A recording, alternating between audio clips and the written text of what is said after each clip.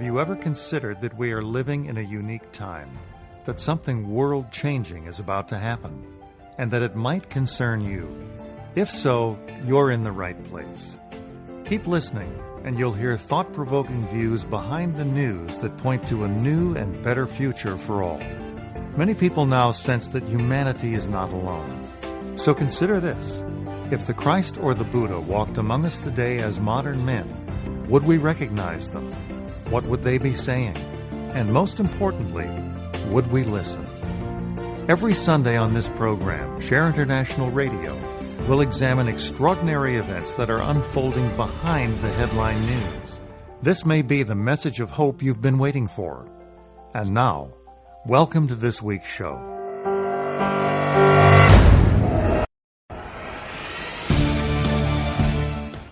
Welcome to all our friends around the world. My name is Cielito Pascual, podcasting from very sunny Seattle, and this is Share International Radio.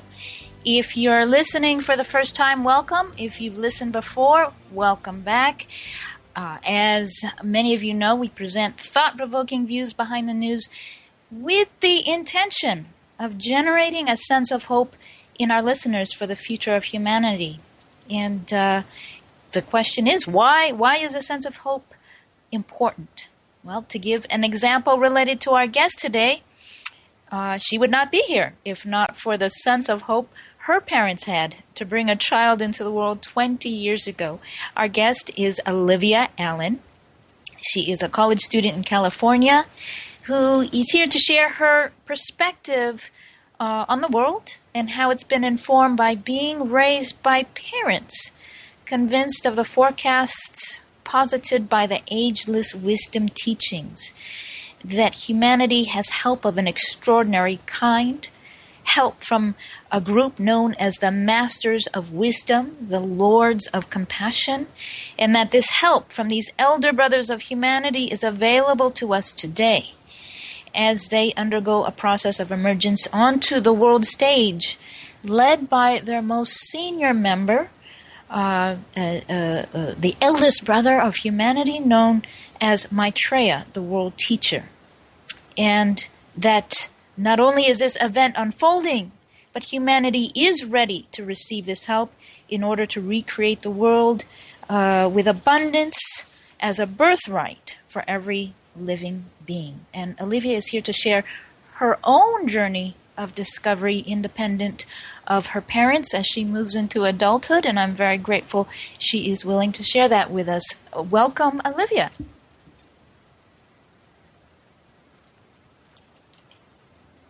And I hope she's not on mute. Are you there? Yeah, I'm here. Oh, okay. We've got a little sensitive connection there. Can you hear me? Now I hear you. Fantastic. Okay. There's a bit. I think you're coming in more clearly now. Let's hear your voice again. Welcome, Olivia Allen. Yes. Okay. I'm here. Can you hear me? Yes. Okay. I think you're sometimes breaking up a little bit, so I hope you haven't moved from the last time we talked. Sometimes. I'm in the same place. Okay. Now you're sounding more clear. So let's jump right in. You're a student. Tell us, give us some background about where you're at today, what you're doing as a student, what your interests are. If you want to share where you're going to school, if not, that's fine. But we know you're in California. Tell us about yourself. I am a fourth year at the University of California, Irvine in Southern California in Orange County. And I am a theater major with a anthropology minor. And I have been occupying my time mostly with schoolwork, a lot of schoolwork, but I also have been doing theatrical productions at my university when I can. We have a pretty stellar drama department here. And I try to stay active in other forms of art as well. I really enjoy all forms of art and seeing my peers and other people perform their art. So I'm very supportive of my other friends who are artists as well. And I definitely have a real strong community of artist friends who are very passionate about their work and pour a lot of energy and love into their work. So it means a lot to be able to go and support my peers who are pursuing what they're passionate about. So that's what a lot of my time is taken up with as well. And I'm equally as appreciative and receptive when people come to support my work. I actually just closed a show that I had been working on for almost 2 months here at UCI last night. Wonderful. What was the show? And it was called Animals Out of Paper. It's by a playwright named Joseph, and it is essentially a play about the importance of understanding that almost every individual you meet is undergoing their own trials and their own struggles, and we all cope with difficulty in life differently. And it's important to be compassionate to every struggle and understand that everyone is going through pain in one way or another, and that we all just need to be compassionate toward one another. That really was kind of the basis of the show. And it sounds like an amazing show, and then there's a lot of insights that you brought to the stage that inform your performance, I imagine. And I love that you're talking about being surrounded by artists, being passionate about your own art. We might touch on a little bit on how that corresponds to the expression of the soul in our third segment, talking about Maitreya's teachings. So why don't you talk about your upbringing? Last week we had your father on, William Allen. Yeah. That was a really fascinating. He just has a facility with information that's quite stellar and impressive. He has his finger on every news trend, and clearly you learned a lot from him. So why don't you talk about your upbringing? Your mother is Nancy. I want to acknowledge her. She's a friend of mine as well. Talk about what it was to be raised by parents who were really positive about the future. It was wonderful. I mean, every day I am grateful for how marvelous my parents were and are, and how they were so supportive of who I am and everything I wanted to do and everything I wanted to pursue. And as far as their positivity toward the future, I think it definitely really helped me become who I am, in that sense of being super positive toward the future. But it was never unrealistic. Like they never were, everything is just rainbows and smiles and it's all going to be great without any pain and everything's great. And, just remember that everything's wonderful. I mean, it wasn't that. It was, the world is suffering and there's a lot of struggle and a lot of hurt and trial, and so many people are being treated unfairly in the world, and there's so much wrong that's going on. But it's important to understand that there are tons and tons of people who are aware of the fact that change needs to happen, and who are going to be working for this change, and who are positive, and of course that humanity is not alone, and that we are going to help, for us to help ourselves have a wonderful future. But yeah, it was, they did a stellar job at raising me, definitely. Let me ask you, did you, on the last show I talked about how, when I introduced your father, I said William Allen raised a family living off the grid.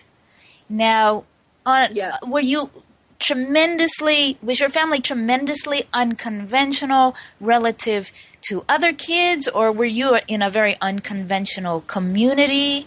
How did that show up? And when did you realize, oh, my family is different from other families? Did that ever come up? Yes, it most certainly came up. That's what I was going to get into next, was how awesome it was to grow up, because I was born in the Bay Area, which is where my parents met. They actually met through the reappearance work, which are amazing. Yeah. And I'll just say that the reappearance, what we're talking about is the reappearance of the Masters of Wisdom and Maitreya, the world teacher, just to explain to our audience.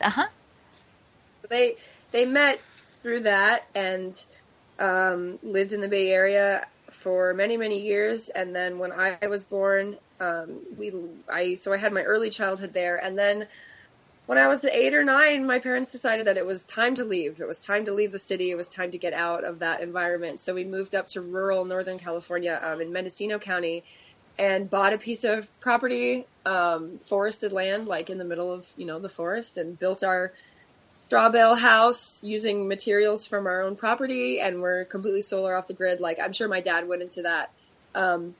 But yeah, I definitely knew that the way that I was living was very different from the majority of the students that I went to school with. There were indeed some students some of my peers who were part of communities. There was a community called Emerald Earth where it was all natural building and a communal living situation. So I had some friends like that, but definitely I knew that what I was doing and the way that I was being raised was very different from my peers. And honestly, I took a lot of pride in it, and I really enjoyed it, and I felt it was very special. A lot of my peers had a harder time seeing that. I was often referred to as, the weird hippie kid, even though my family themselves, the way we live is really not that different. We don't wear strange garments or we brush our teeth and I don't things. You do normal things, yeah. We do the normal things. So we're going to move into a break, and we want to hear more about that. Stay tuned, Share International Radio with Olivia Allen. Come back after the break.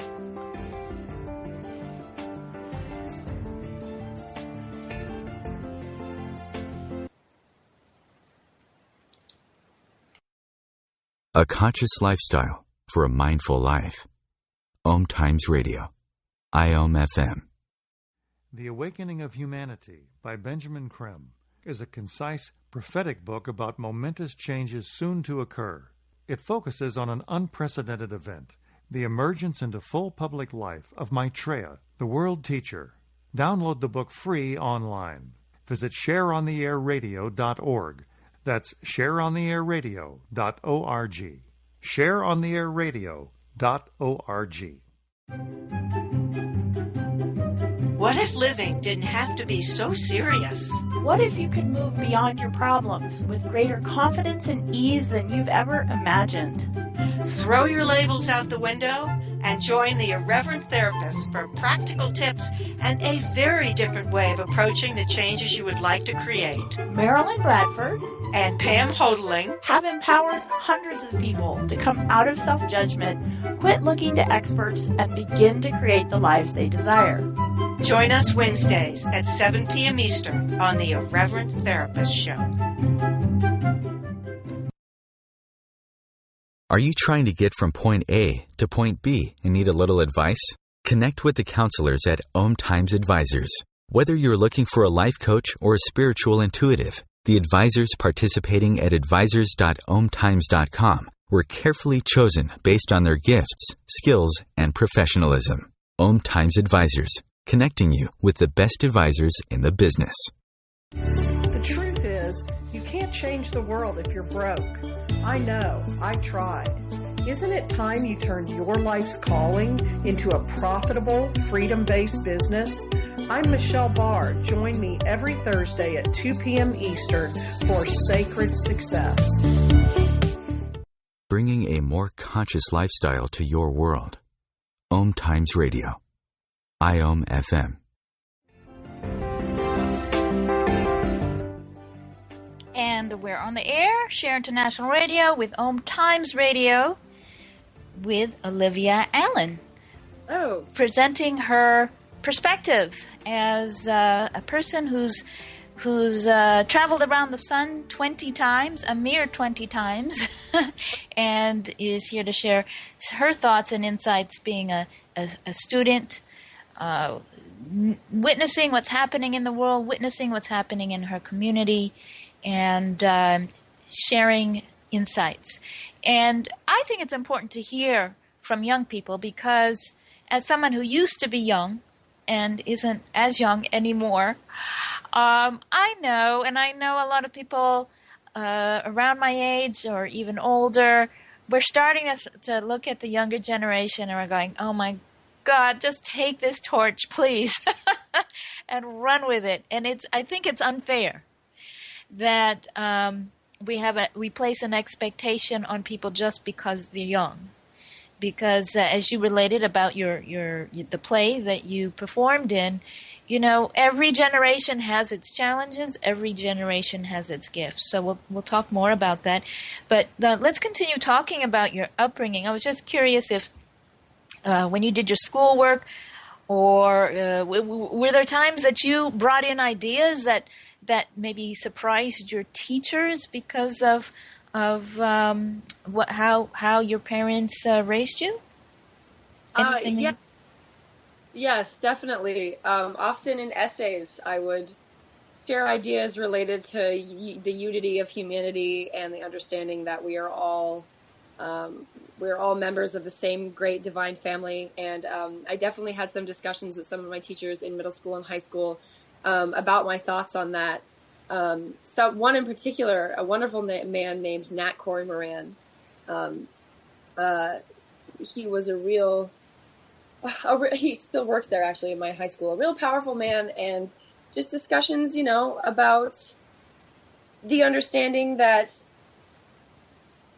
humanity is, like I said, we are all connected, and these were definitely ideas that not a lot of my peers had, but, when you're that young and you don't have parents showing you those ideas or whatnot, it's hard to come with them on your own, especially if you're from rural, way up where I am in the middle of nowhere. Mm-hmm.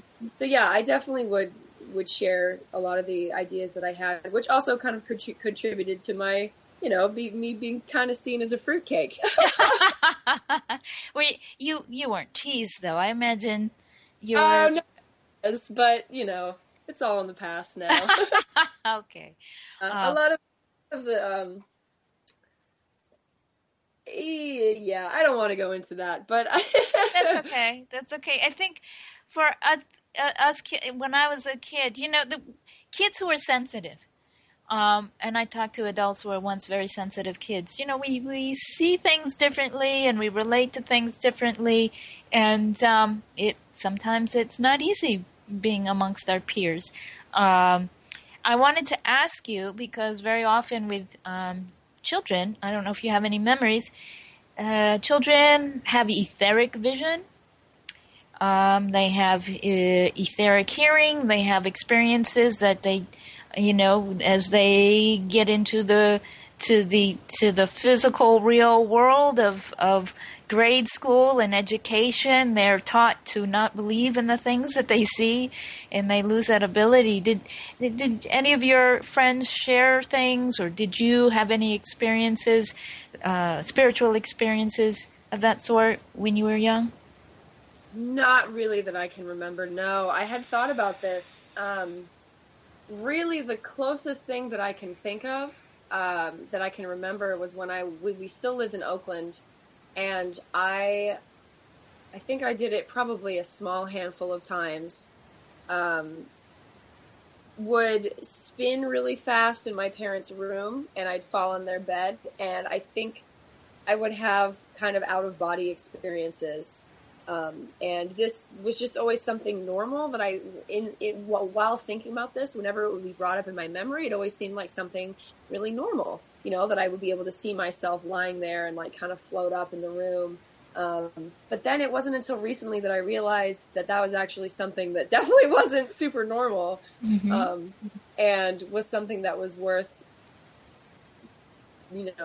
describing for what it actually is, which kind of is like, seems like it was an out-of-body experience. But as far as, other things, like such as Benjamin Creme seeing the wind when he was younger and whatnot. No, not that I can recall, or hearing other friends tell me about that. Although, that's not to say that it didn't happen. Right. So, and what did you accompany your parents in doing service work in the community? How did the community show up for you? Their community show up as they live their lives, as they practice transmission meditation. We mention that on the show every time as a opportunity of service, a very powerful opportunity for service that anyone can participate in. How did your parents' spiritual community show up for you? Well, I think of the group they were active in the Bay Area, I think I was really the only child. So I was brought to many things, brought to many of Ben's lectures, many outreaches, many meetings that the group would have where they discuss, planning outreaches and whatnot. So yeah, from my mother being pregnant with me to being a tiny infant and on, I was around those wonderful people that they were working with in the Bay Area, the group there. And I think I went to the conference when I was really little, the conference that Benjamin Creme holds every year, or now I guess he can't come anymore. And I'll jump in here for our audience listening for the first time.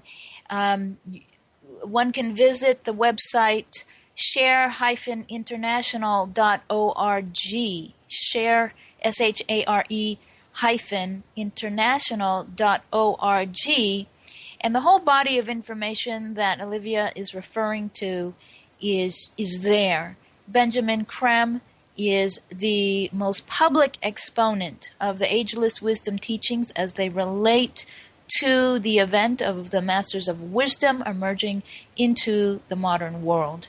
And so when you talk about you accompanied your parents to these events, the bulk of these events would be sharing the information publicly, just as we're sharing it now in public talks, at various events around the community. There are thousands of volunteers who are plugged into this information, who've been sharing it publicly, generating a message, generating a climate of hope and expectancy for the world. So it's a very unique kind of dedication, and all that information is at the website share-international.org. So let's fast forward to when you mentioned to me that your parents said, "Don't believe just because we believe." Yeah, that's exactly what I was going to get into next, is they, I was definitely brought up around this and hearing them discuss it and tell me things about it, but they never once said, this is the way it is, and this is what you need to believe because this is right. It was always, this is our information, this is what makes sense to us, this is what we are dedicating our time and service to.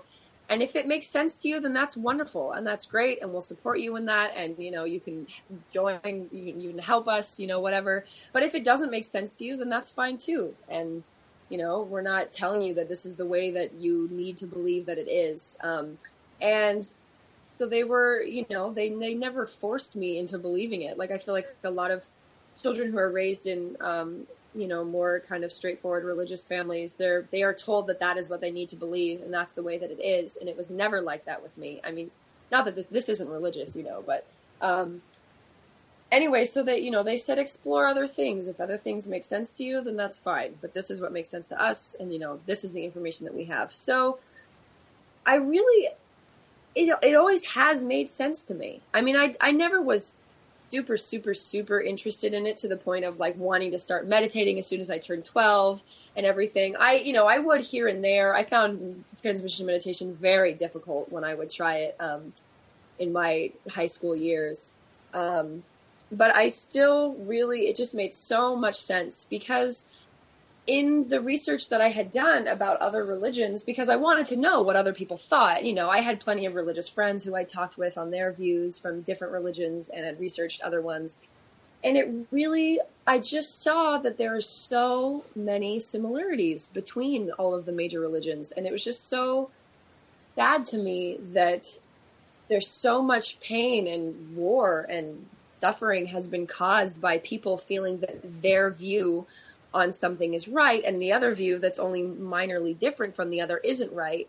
And the Ageless Wisdom really shows why there is so much similarity between major religions and shows that we, really lays it out in a really easy to understand way as to how humans are indeed all interconnected and we're all part of one family, which is what really resonates with me. And as I've gotten older, I've just seen that more and more. I mean, I've seen the horrific turmoil that the world is going through right now that seems to just be getting worse and worse and worse. And it just seems so obvious to me, the Ageless Wisdom teachings aside, that there is no difference between us. There is no division between a Egyptian person and a Australian Aborigine and an Irish Catholic person. Like there, it just makes so much sense to me and resonates with me so deeply. And the view of the future too, what is going to be happening for the future is the most hopeful and positive and uplifting thing that there really is out there. And it's not some, we are going to be saved and, everything's going to be done for us. It's not fanciful, if you will, because it's still going to require the work of humanity and the effort of humanity. So it's so realistic to me, but it's attainable.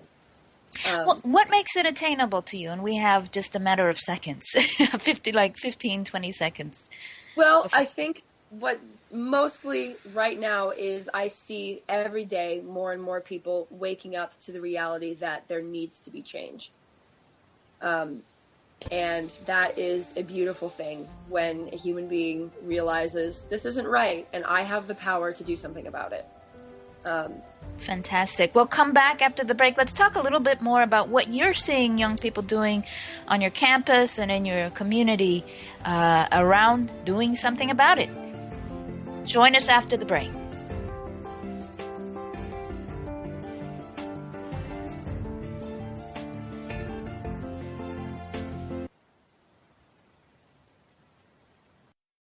The best of holistic, spiritual, and conscious world. OMTimes Radio. IOM-FM. Share International Magazine is unique in the world today. It draws connections that make sense between headline news and spiritual changes unfolding now on a global scale, and explains the forces driving those changes. It may be the message of hope you have been waiting for. Investigate for yourself at shareontheairradio.org. That's shareontheairradio.org. shareontheairradio.org. Come heal yourself. What is healing? Healing is nothing but connecting to your all-knowing higher self that already has solutions to all your problems and is always there to guide you. Through this show, we help you to connect with that you are and help you realize the innate potential you have to heal every aspect of your life. So come heal yourself every Tuesday, 11 a.m. Eastern, with your host, Monica Goyal. Namaste. As difficult as it is to believe, there are places in Africa where human traffickers sell albino children and their body parts for use in magic rituals. Humanity Healing International is actively working in Uganda to change this paradigm. The Albino Rescue Project finds albino children who are at risk and places them in safe schools and environments where they can learn and grow free from fear. To learn more or to sponsor a child, visit humanityhealing.org. Humanity Healing is where your heart is. Eros Evolution is where sexuality and spirituality meets. Join me, clinical sexologist Martha Tara Lee, on Eros Evolution on Thursdays, 4 p.m. Eastern on OMTimes Radio. The cutting edge of conscious radio. OMTimes Radio. IOM-FM. Welcome back, Share International Radio. I am Cielito Pascual with Olivia Allen.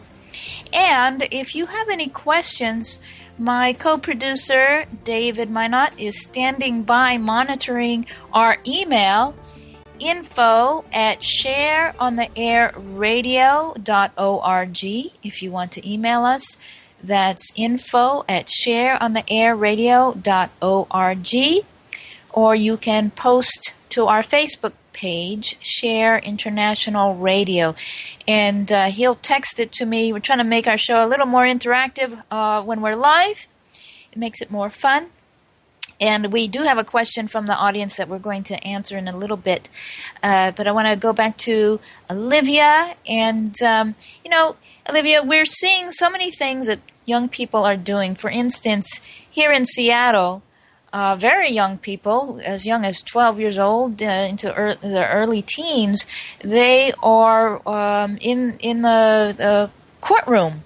There's a trial going on where these young people are plaintiffs in a lawsuit against the Department of Ecology for not setting a cap on carbon emissions in Washington State. I saw that. That's so awesome. Is that amazing? And there's all these young people packed into the room, so they're not just bystanders, they are participating. That's really significant. Recently we had the Million Student March. So many students are becoming very vocal about social justice issues, racism, the issues of how schooling has become this commodity, putting students into massive debt, and just a lot of things that are not heartening. What are you seeing that young people are doing in your community and on your campus to make a difference? I'm seeing lots of things, and it's really inspiring, and that is why I feel positive about the future, because more and more young people really are realizing that they do have power. Like everything you just described is young people feeling empowered, and often that place of empowerment comes from feeling helpless. I feel like a lot of young people I know feel utterly, utterly helpless, and I think a lot of them feel that helplessness and then think, there has to be something that I can do. And then they actively go out and seek and find something that they can put their energy and power into, and thus empower themselves from a place of helplessness, of feeling helpless. And so, at my university, there are all sorts of organizations, sustainable living ones that encourage people, to have an understanding of reducing carbon emissions and recycling, and just, little steps you can partake in your daily life that help the environment. And there are groups such as SJP, Students for Justice in Palestine, who share information about, what's going on in the middle, the Palestine-Israeli conflict.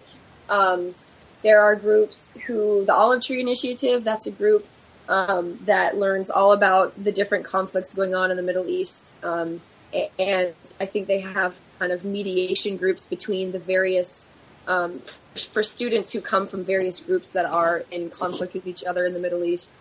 So there are lots and lots of things that students are taking the initiative, or students and young people, not just students, but taking the initiative and realizing that they have a say in what happens in the future, and they have a voice, and their voice is important. And the louder it is, the more it's going to be listened to, and the way that it's louder is having more and more involvement. And, there definitely are a lot of young people who don't have hope, and who feel that the world is too far gone, and that their futures are shot, and that there's no way that everything's going to turn out well. And I feel a lot of those people are the people who kind of just choose to ignore what's going on in the world and turn to partying, and just really kind of shallow interactions with other human beings, and closely watching pop culture, and not keeping themselves updated on what's going on in the world, or joining any form of service to the world. And, I find it upsetting when the older generation gets down on younger generation for that sort of thing. I mean, I understand. I agree that it is too bad that there are so many young people who turn to constant partying and shallow interactions and, following the Kardashians all the time. But, you have to understand that we've been told by so many, in so many different ways that we don't have power and that our voice doesn't matter.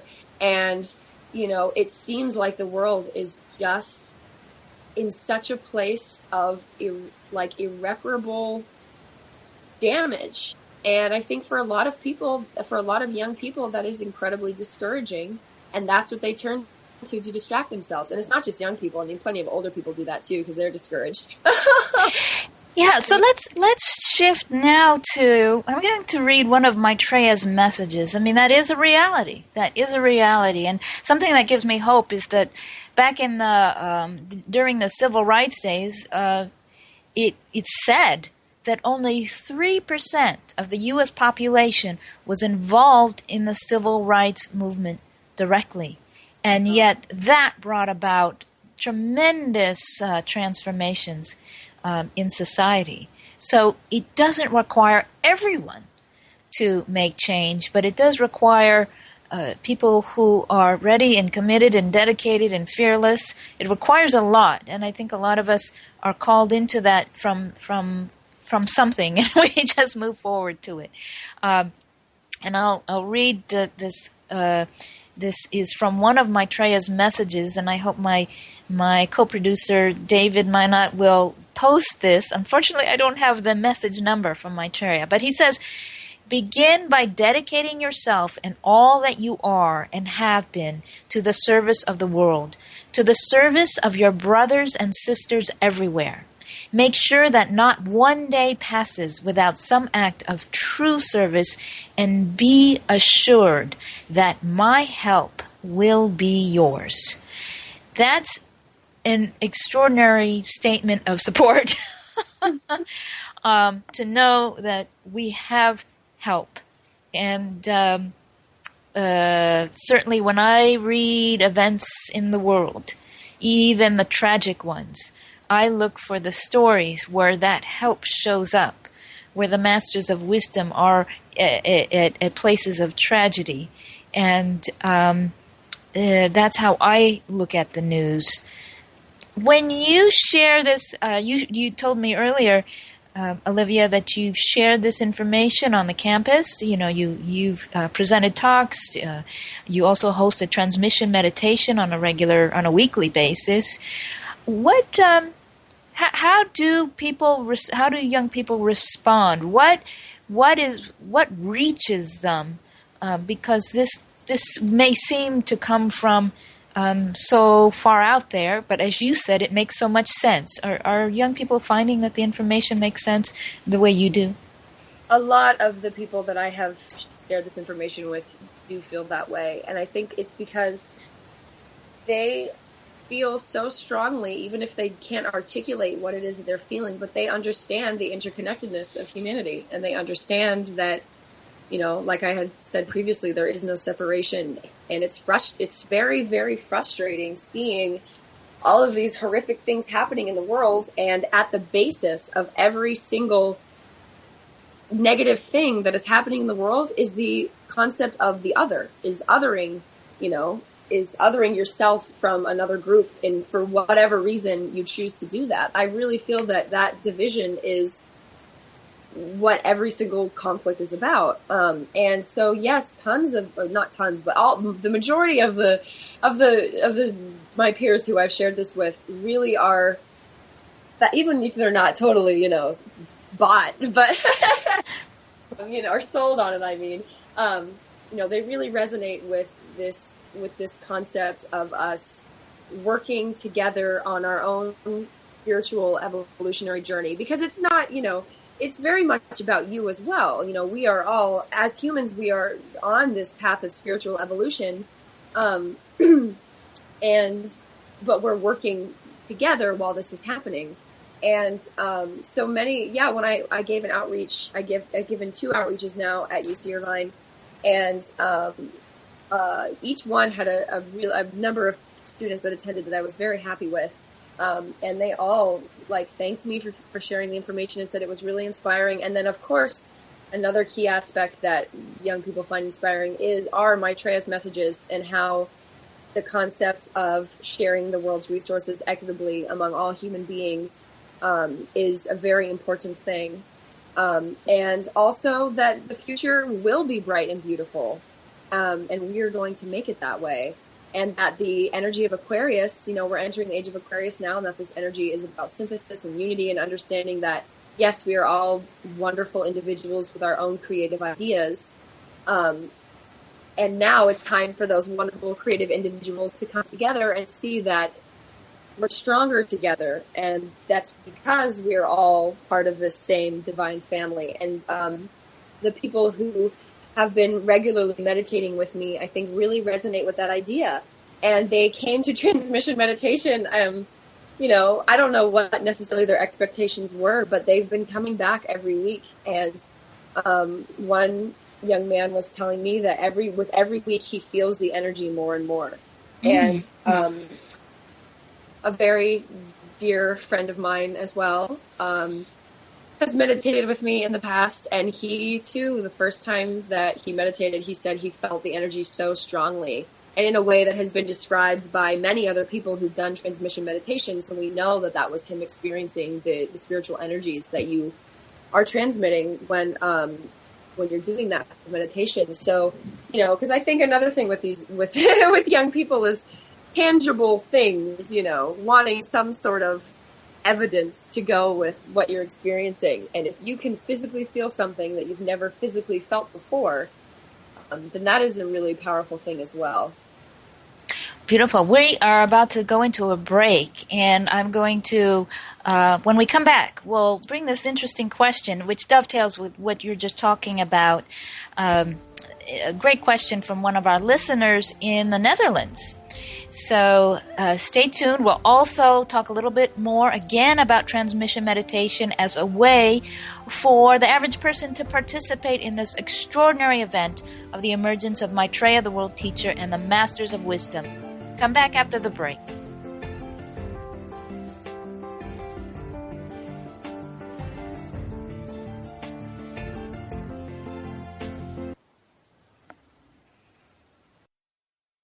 Your conscious lifestyle on steroids. OMTimes Radio. IOM FM. Maitreya's Mission, the book by Benjamin Krem, is a riveting exploration of life ahead. It reveals how the world teacher, Maitreya, and other ancient guardians of the human race are emerging now and are showing us how to release our divine potential. Investigate for yourself at shareontheairradio.org. That's shareontheairradio.org. shareontheairradio.org. Hey ladies, do you want to have that good hair day feeling all the time? Gentlemen, would you want your special someone to have that glow, letting you know she's feeling completely satisfied? This feeling and that glow can be yours by embracing your sexual power. So join me, Rachel Kenley, award-winning romance author, on the O-Spot. The O-Spot will guide you to that peak with guest interviews, book discussions, and conversations on the thrills of sexual empowerment. Put the zing back in your life. Come up and see me sometime on the O-Spot, live on Hump Day at 10 p.m. Eastern. What if business could be fun? What if business is the adventure of living? What are you choosing? Where do you do business that makes it easier, more fun, or more joyful for you?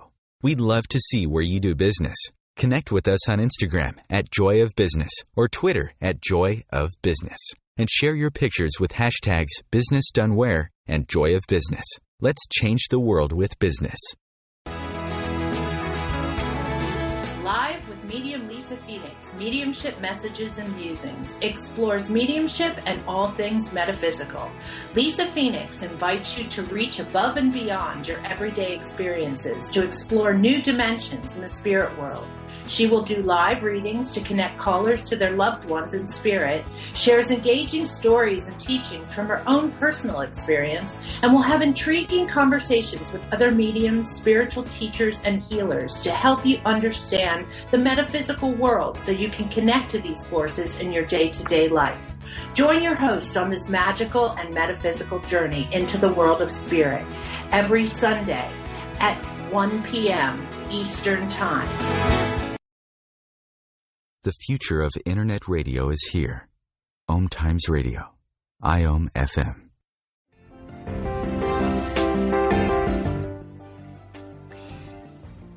If our listeners are curious about transmission meditation, we have a website for that as well, transmissionmeditation.org.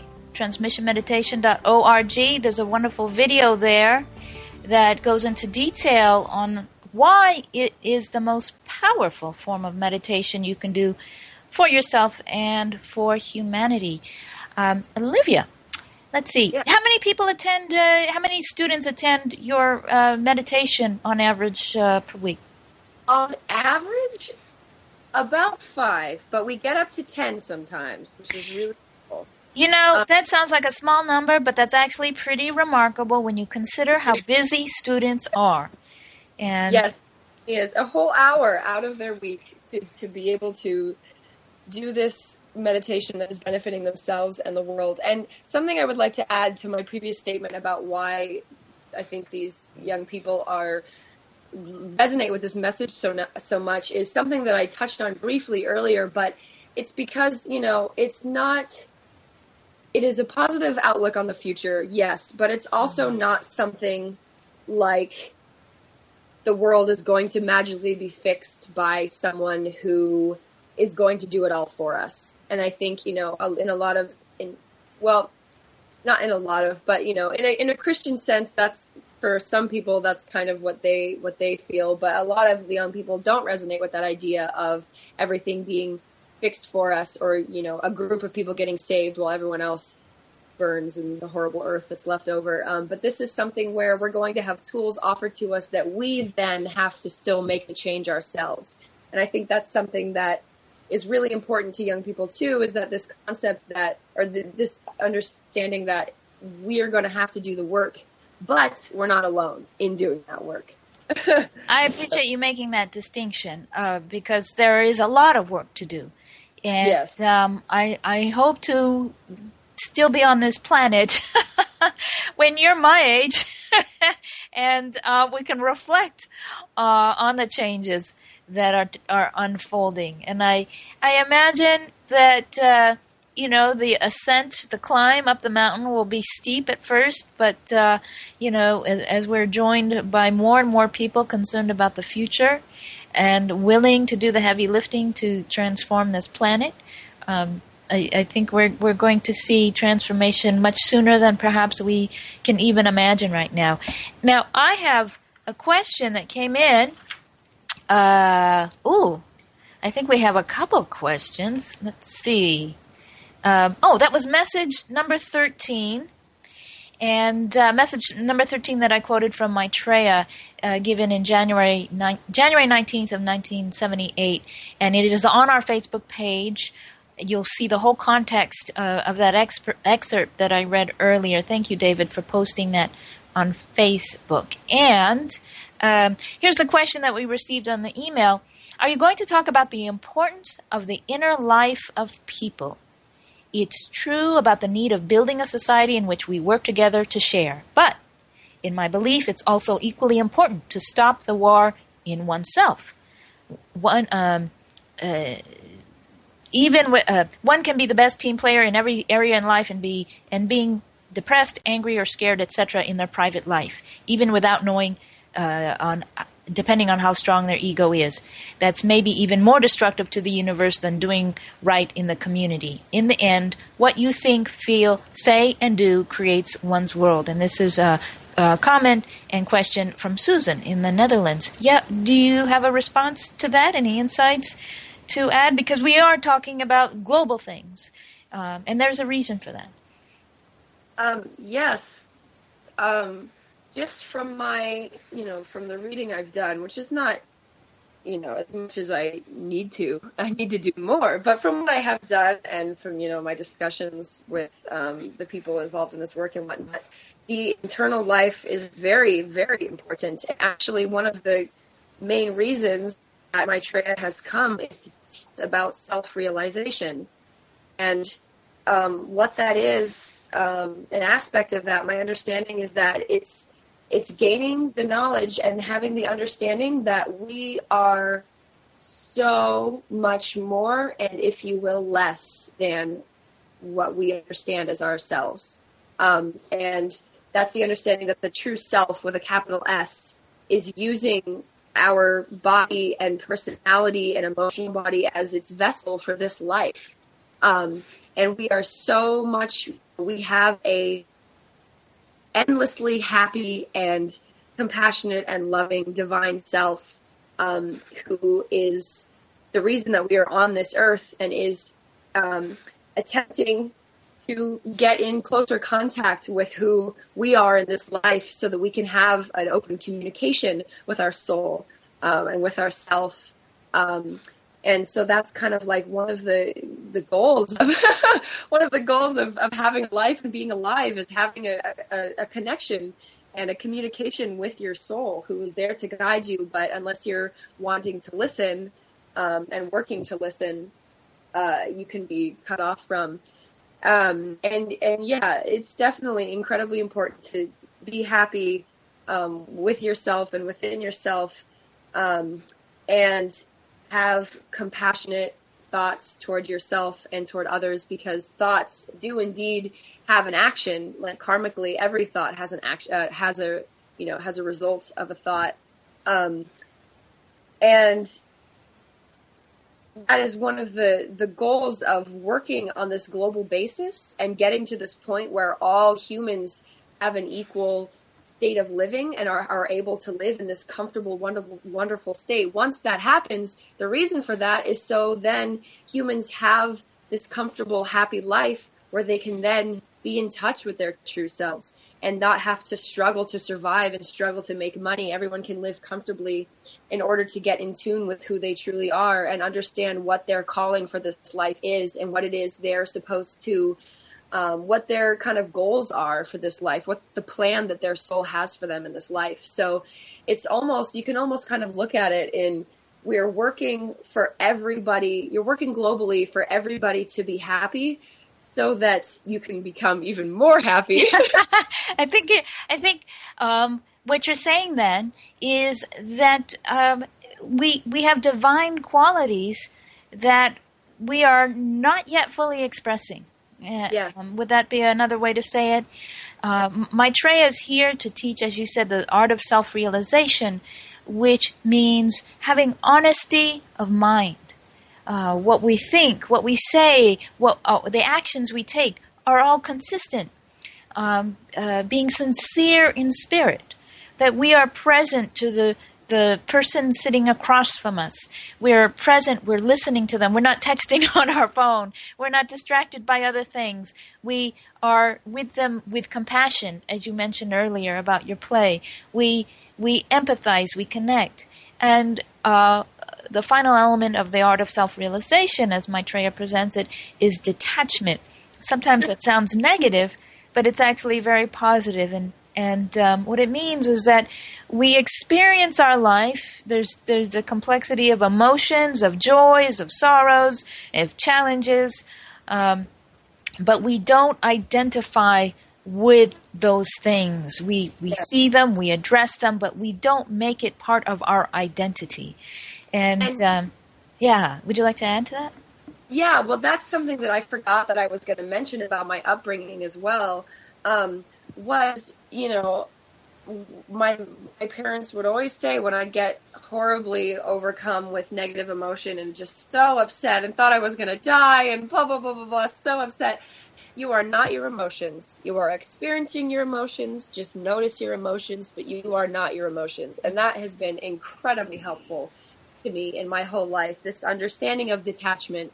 And that even though I feel like I am sadness with a capital S, It is just me experiencing sadness, and I just need to recognize it for what it is and be detached from it and understand that I am experiencing this, but I am not sadness with a capital S, and it is something that will pass, and that I just need to be objective in looking at it and understanding that I'm experiencing it. And that has been incredibly helpful in my life and is definitely a key aspect as well as what you were saying. Well, absolutely. If we didn't experience sadness, we wouldn't know joy.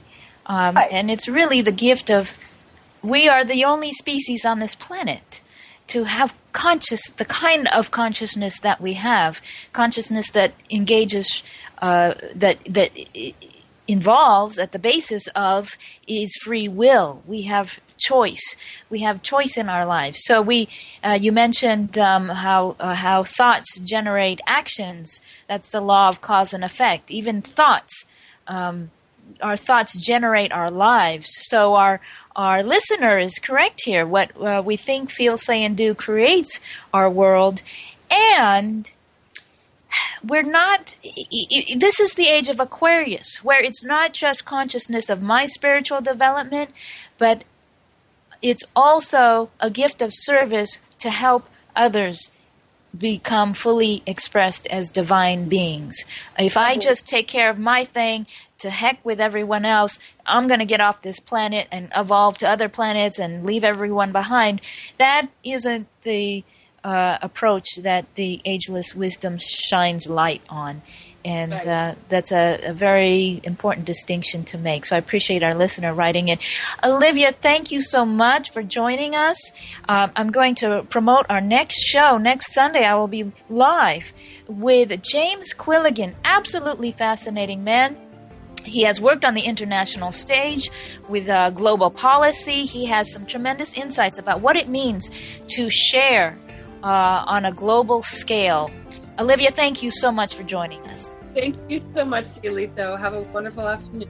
You have a wonderful Thanksgiving. Thank you. Thank you. Bye-bye. Bye.